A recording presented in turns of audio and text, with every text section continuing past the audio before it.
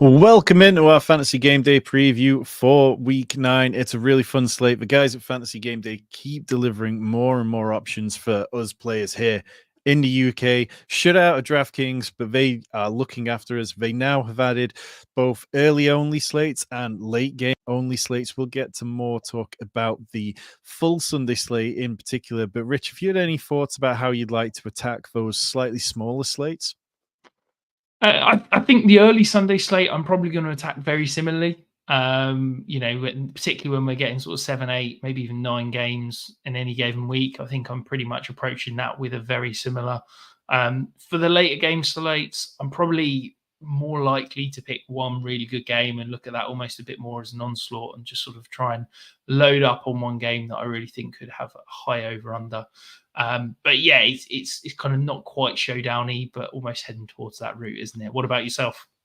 Yeah, that's very much kind of where I'm at on it. I think when you've got slates where there's a few different games with over-unders over 45, that you can kind of pick one and then you can lean into it. You can go quarterback, running back, wide receiver, tight end, quarterback, running back, tight end, or whatever. Or you can even just go quarterback, 2 wide receivers, and then a wide receiver on the opposing side. I think that overcomplicating it and try to spread things too thin can work out sometimes, but very much onslaught in these smaller field ones can work out.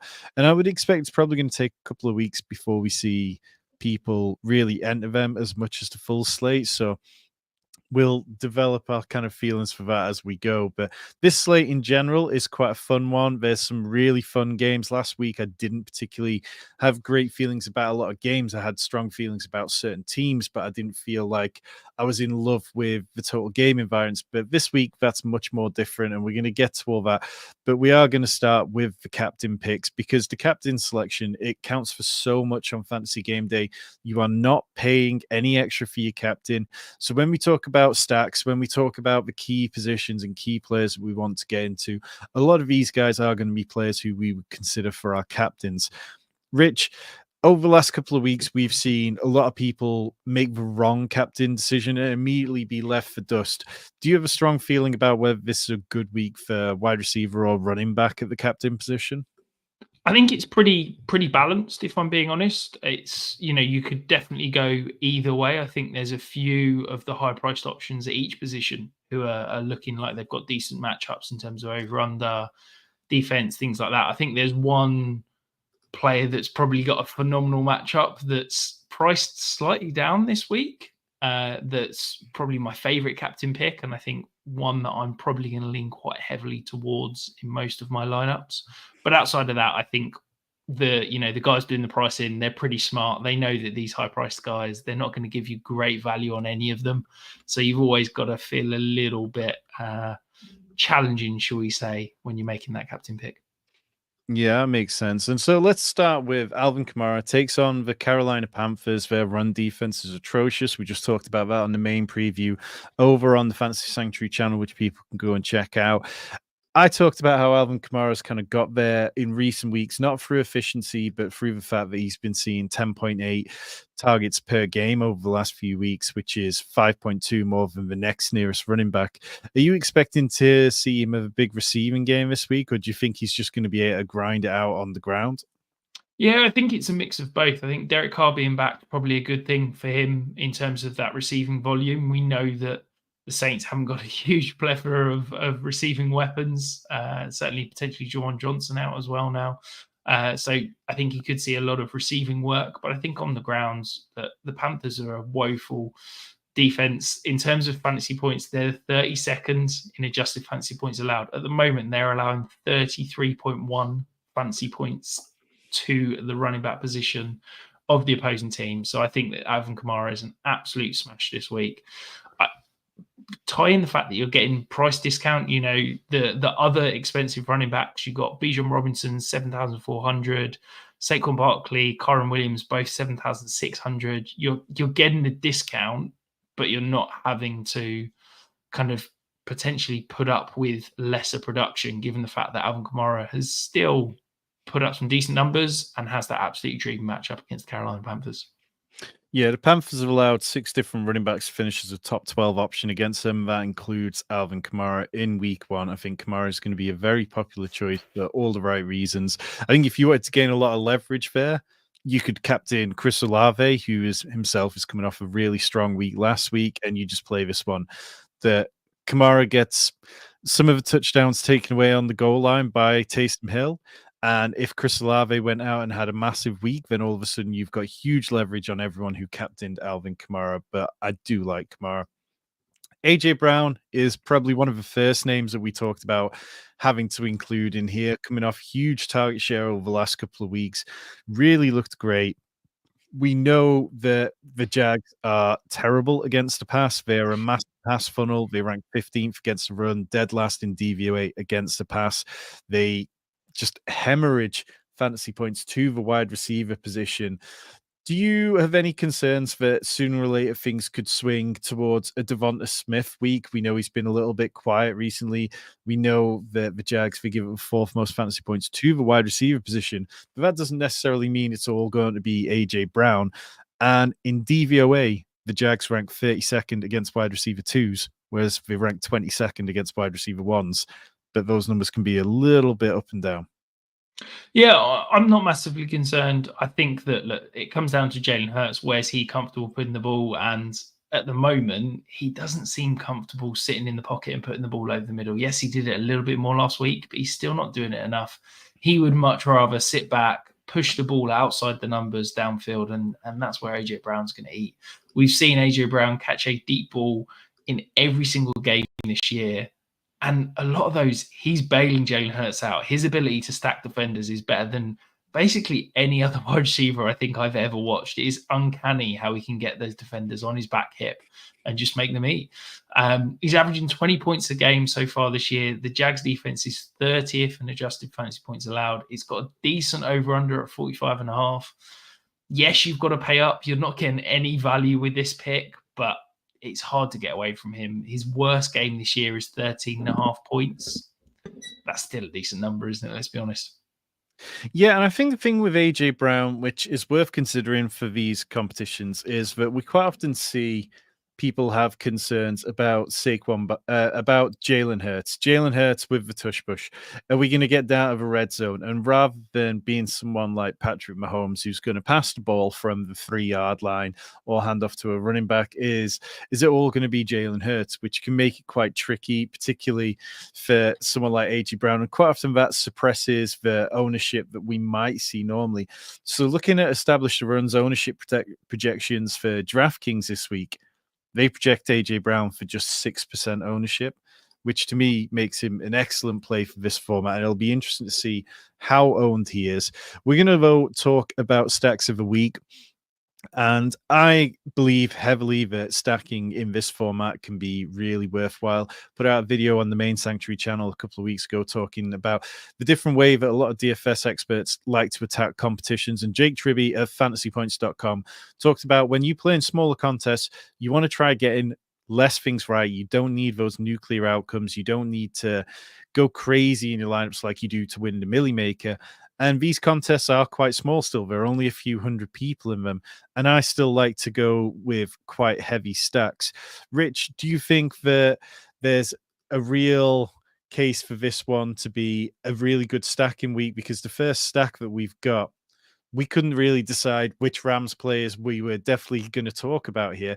We could make the case for any of these Rams players to be the captain. We can make the case to mix and match for any of them. Do you just view it essential to put several Rams players into your lineup? Yeah, I think this is a really interesting way to attack it, isn't it? I wouldn't go onslaught and kind of add all 4 on. I think you're probably struggling for money at other positions. But yeah, if you want to go a Stafford double stack with Puka and Cup, if you want to load up on the run and go Kyron, maybe add in one of the wide receivers, I just want pieces of this offense. As I said to you on the main channel, this is a top 5 offense since 2000 when all 4 of these guys are on the field. I think this could be phenomenal. I'm really excited about this game. I think they could score a lot of points. So I just want to try and get as many Rams as I can into my lineups this week.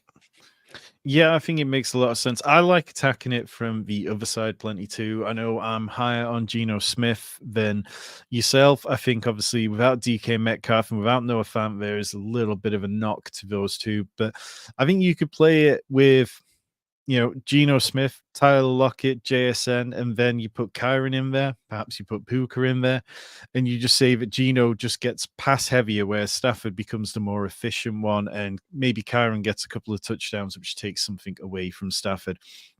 But very much interested in that one. Yeah, I think for me, Stafford is the best value on the entire slate at quarterback as well, which opens up those stacking options because he is so cheap. Like, you can save almost £2,000 down from the Jalen Hurts. You can save £2,500 down, well, no, £3,000 down from Lamar Jackson. Like, that's a lot of money that you can then appoint and assign And, elsewhere.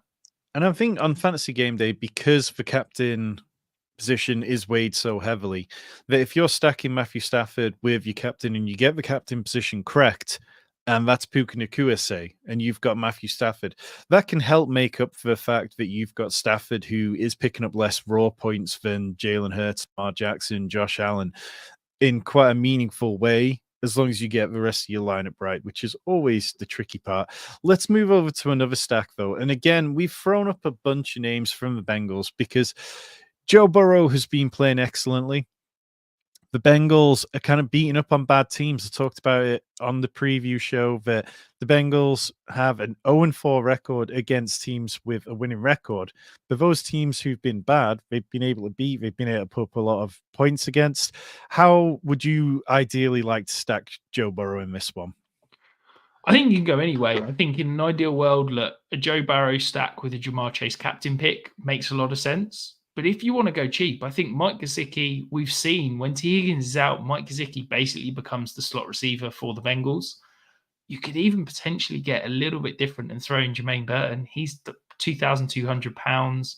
The talk is that apparently he's going to start over Andrew Yoshivas. He played a career high in snaps last week. You could get different and go and attack it that way and maybe try and do it as a kind of a cheap stack. Zach Moss, doubtful to play on Sunday. I think Chase Brown is a smash. Again, one of the best values on the slate. So, yeah, there's plenty of different ways you can go. You can, as I said, you can go expensive, you can go cheap. I think it's just exciting and try and get as many of these guys in your lineup as you can. Yeah, I think I'm more likely to look at Burrow, Chase, Gesicki, or Burrow, Chase, and then Jermaine Burton, then to put Chase Brown on this one, just because I think like the Bengals have been so pass heavy, ranked first in pass rate over expectation over the last 4 weeks, and that's substantially more than the next nearest team. But I think like I'm kind of leaning into things just click in the pass game. And I think the Bengals are one of those teams that they like to get right properly and they like to make a statement. And if I was going to do that, I think it would be more through the pass game. But I definitely don't hate Chase Brown there. In terms of our favorite plays, though, and there are a few that we really do want to mention, Tony Pollard. It sounds like Tony Pollard may or may not play. He hasn't practiced for the last couple of days, dealing with a bit of an injury, but Tony Pollard has been excellent this season. He's really kind of shaken off last year and how miserably he looked with the Cowboys. We know that he is playing against the Patriots, who've been poor against the run all year long. And I think that when you look at what the Titans have on offense, it's not particularly impressive. The Patriots will have fourth most running back fantasy points. Are you wheels up on Tony Pollard, even if it sounds like he's a bit questionable up till Sunday? Yeah, I think if he's active, he's going to be in my lineups. This is a guy that's averaging 15 points per game in his last 4 games. The Patriots are allowing 158.3 rushing yards per game across their last 3. Like, this is such an amazing matchup. There's nothing else really on the Titans offense. I feel like the only thing they've got going for them at the moment is Tony Pollard. He is averaging an obscene 3.99 yards after contact. That leads the league of all backs that have had over 25 touches. Like, the guy's been having an absolutely phenomenal season, and no one cares because it's on the Tennessee Titans and no one cares about the Titans. So, yeah, I think if he's active, I'm absolutely getting him in my lineup. If he's not, we talked about this on the main channel. I'm not sure I can get on board with Julius Chestnut. I think that's just getting a little bit too thin for me. What about you? Yeah, no, I'm not particularly interested in it. I think that there's a level to three squares as such that we talk about in DFS where it's like if you were talking about Tajay Spears was going to get all the touches because Tony Pollard was out, that would be interesting to me. And it's always interesting. I mean, even down to the point where when Cam Akers got all the touches for the Texans, that was kind of like borderline. And even after the first week, we saw it kind of wore off quite quickly. When it comes to Julius Chestnut, this is a guy who has barely played in the NFL, and he's going into the Tennessee offense, which isn't particularly good. Potentially with Will Levis out there, potentially with Mason Rudolph out there, against a Patriots defense that is, it's not great, it's not bad, but like Julius Chestnut has played 16 career games, has 20 rush attempts for 61 yards. Like, I mean, we just don't know anything about Julius Chestnut. This isn't somebody who anybody He's a can career feel. special teamer. Let's be honest. He's a special Exactly. teamer. That's where his value comes from. And most RB3s are that. So, yeah, I'm not going to play Julius Chestnut. I think that you could look at the wide receivers, like the guys like Jermaine Burton at 2,200. If you want to find value, that's more interesting. I think you could look even at Mason Tipton at 2,200 as well as somebody who I'd be more interested in. You want to save money, go find Mike Gesicki at 2,200. Julius Chestnut is a no for me. Somebody who's a yes, Tyron Tracy, who sounds like he will play. He's cleared the NFL's concussion protocol. We've seen this flippening between him and Devin Singletary over the last few weeks. Tyron Tracy's played at least 59% of the snaps in the last two games, even with Devin Singletary out there. And when you look at the Commanders, they're not the defense kind of gimme that they used to be where you could pass all over them. They ranked 32nd in pass defense DVOA last year. This year, they're actually better against the pass than they are against the run. They rank 25th against the run. And as long as this game stays close, I think that Tyron Tracy has a really good chance to be very, very useful here. How much confidence do you have in him, Rich? Yeah, massively. I think you could easily make an argument that he should probably be priced 1,500, if not £2,000 more than he is. I wonder if the Giants game was a Sunday game rather than a Monday night game last week. Maybe he could have been priced a little bit higher. Look, the fact that he's got through the concussion testing means he's going to be active. It's wheels up.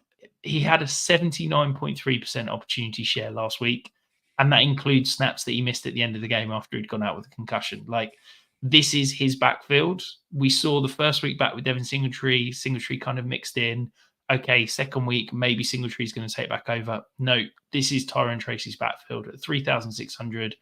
You're getting a starting running back who's going to see good volume at almost enabler price. Like, it's fantastic. I think there is still some room to come from him. We've seen him be explosive and impressive in the running game. He's not quite running the routes that I would expect. You got to remember, this is a guy that played wide receiver in college for his first 3 years in college. He is a great receiving back potential. And if he can start getting involved in that passing game, there could be a real ceiling to him as well. So yeah, at 3,600, it feels fantastic value. Yeah, and one thing I'd say is kind of helpful for Tyron Tracy is the fact that the Commanders don't blow teams out. Like across the course of the season, week one they lost to the Bucks by 17 points, but then when they played the Giants, they lost by 3 points. When they beat the Bengals, they won by 5 points. When they beat the Commanders, they did blow the Cardinals. They did blow them out. But then you've got a few of these games where it's been quite close and they've been impressive on offense, but they haven't been like nuclear levels. Jane Daniels hasn't thrown for multiple touchdowns in several games this year. So I think this game can stay closer than some might expect. And I think that Tyron Tracy can be very valuable this week. James Conner, though, consistently very valuable. The Cardinals tied for the first most explosive running rates across the league with only the Ravens. James Conner just keeps getting it done. He's been really solid, really reliable. A player I traded to you in one of our dynasty leagues today, and it hurt me to do it. But look, you sent me Josh Downs back, so I was kind of okay with that. I think Josh Downs is going to come up Millhouse for me. How confident are you with James Conner? Was he somebody that when you saw this matchup for James Conner, you were like, I've got to go and get this guy off Tom's dynasty team? Yeah. I like him rest of season. I just enjoy James Conner. Let's be honest, he's awesome to watch. I think that this is a really interesting matchup. It's the way you're going to get after the Bears is to pound the ball. it just feels like he gives you such a solid, reliable floor. Even in a bad game, he's giving you 10, 12 points. Like, add in a touchdown and suddenly he's really paying off his costs. So yeah, I really like James Conner. You know, I feel like you can get borderline top production at the running back position without having to pay up. You know, you're getting £2,500 off those elite options. So yeah, really like him this week. I think he's a decent priced option as well. Is James Conner someone that you would consider captaining on one of the smaller slates? You know, the afternoon or morning early only slates. I forget which side of that he falls on this week, but when the options slim down enough, do you think that Connor can be entered into those conversations? Yeah, I think if you're talking about the kind of the £3 main slate entry or that £5 early slate where you're going kind of bigger volumes, maybe you're thinking about that. To be honest, for me, I don't love getting that kind of deep at the position, if that makes sense. I just think I'm looking at probably those top 10 guys in terms of projected points, cost. Those are the guys I'm looking to captain. If you're desperate to try and get different in that £3, where you're talking probably 500-600 entries rather than 100, maybe that's your way to try and get there. But for me, I'd rather go and start a Kamara, a Brown, Bijan, Yeah. CeeDee Lamb, Jamar Chase, those guys, rather than digging too far down like James Conner. Yeah, Connor's been excellent, but he hasn't been over 18 PPR points since week 4. He's just kind of like, you can put him down for 17, 16 points most weeks, and I think that's what kind of makes him a good play, but not necessarily a captain choice for us. Moving over, though, to the key enablers, those budget plays who are super cheap and are going to help you expand the rest of your lineup. Let's start with Mike Gesicki. In the games without T. Higgins, he averages 7 targets per game. He goes from 3.0 PPR points in those games with T. Higgins up to 11 PPR points. Do you think that this is just a product of they kind of had no choice and now we see Jermaine Burton move in and take some of that role? Or do you think Mike Gesicki's real bond with Joe Burrow is real? I think it's basic that when T. Higgins isn't there, Mike Gesicki becomes the slot wide receiver. I think we can call him a tight end, we can dress him up as a tight end, but he is a wide receiver. And I think that I normally attack enablers by looking at the running back position, the wide receiver position. But I think actually with the tight end position, where it is a touchdown dependent position, if you can find someone at 2,200 at the tight end position, it opens up so much because you've got that extra slot where you can load up on the expensive options at running back and wide receiver, where you've almost not got any weakness across that lineup. So it's something I'm playing with more over the last couple of weeks. And I think that this Bengals offense, we talked about it in the stack section. It looks good. I want as many pieces of the Bengals offense. I think they're going to be firing. And yeah, if you can go Mike Gesicki, Jamar Chase, Joe Burrow, double stack, sorry, I think it could be a really interesting matchup. Yeah, definitely. I think a lot of people in that matchup will probably be trying to find ways to get to Brock Bowers because he looks phenomenal. He's on track to break Puka Nakua's rookie receptions record, which didn't seem fathomable for a tight end, and it's been very impressive. But let's move over to another cheap guy. It is Parker Washington. We've talked extensively about how banged up the Jags are. Christian Kirk is on season-ending injured reserve. Gabe Davis is banged up. Brian Thomas is banged up. Evan Ingram is somebody I struggle with, but you're higher on. How warm to Parker Washington are you? I think this is a little bit dependent on Brian Thomas, Gabe Davis. I think if one of those is active, I'm fine with Parker Washington. If both of those are active, I'm probably looking elsewhere, just because I think that the Jaguars probably won't get Washington on the field enough to pay off the cost. But look, this is a play of, if he's going to be an every snap player, the Eagles are 7.5 point favorites. This could be a game where the Eagles get up early and the Jaguars are having to try and pass the game, and it's just a garbage time volume of play. And at 2,200, that's kind of what you're looking for a key enabler. I think, you mentioned it earlier, there's a couple of other options in terms of Mason Tipton, Jermaine Burton, things like that, priced at the same range. I think you just take a dart throw on one of these guys and hope that it comes up that way, because it enables so much across the rest of your lineup. Yeah, and last week Parker Washington went out and had 3 for 46, which is only 7.6 PPR points, but at 2,200, that feels like about the It's three, fringe of what's going to be fine. Like, it's 3.5 times his price, isn't it? Which is yeah. a solid return across the board. So yeah. Yeah, and I do think on Fantasy Game Day we probably need to look a little higher for those budget ones. Like on DK, if you were getting 12 points for a 4K player, it's a little better. I need to look back historically more at what's worked and kind of what winning lineups have got out of their budget players, but that is a problem for next week. For now, though, Will Dissly, who is coming off target shares of 23% and 28% over the last 2 games, coinciding with Justin Herbert having his best fantasy performances of the season. The Chargers ranked second highest in pass rate over expectation in the last 4 weeks. Do you think that Will Dissly is, just a guy and kind of somebody who could really set people up for disappointment? Or do you think he can really compete with Mike Gesicki, who's averaging 7 targets a game without T. Higgins? Yeah, I think absolutely all of the above. I think Will Disley is just a guy. I think he's a replacement level tight end. But when you're playing with one of the best quarterbacks in the league who's playing phenomenal football right now, it's enough that you can get there. Will Disley's averaging 10.6 points per game across his last 3. It's a game with the Cleveland Browns, who, yeah, it's a relatively low over under at 42.5, but this is a different Cleveland Browns team to what we saw through the first 7 weeks of the year. I think that James is going to push the ball around. We know that, as you said, over the last few weeks, since the bye, really, the Chargers have been much heavier in the pass game. It's a low over under, but it could be the type of game that you get a little bit different. You attack this one. Not many people are going to be looking at it because of the low projected totals. Maybe Will Disley can be the difference maker to get you there, because the target share's there, the offense is there. I really like this pick. Yeah, and I think people still haven't kind of caught up to the fact that Cleveland aren't particularly good on defense this year. They ranked 21st against the pass in DVOA. I think they're still living on last year's reputation. And I do think that the Chargers are the team that I feel the most confident about in this game. Obviously, Njoku's going to draw more ownership because he can see higher volume. But I think Will Dissly, in terms of what he can do for your line, is quite sneaky. I wonder if it's possible to start Will Dissly and Mike Gesicki in a lineup and what that would look like and whether it could be particularly fruitful. Do you have kind of any feelings about taking 2 extreme punts like that in one lineup?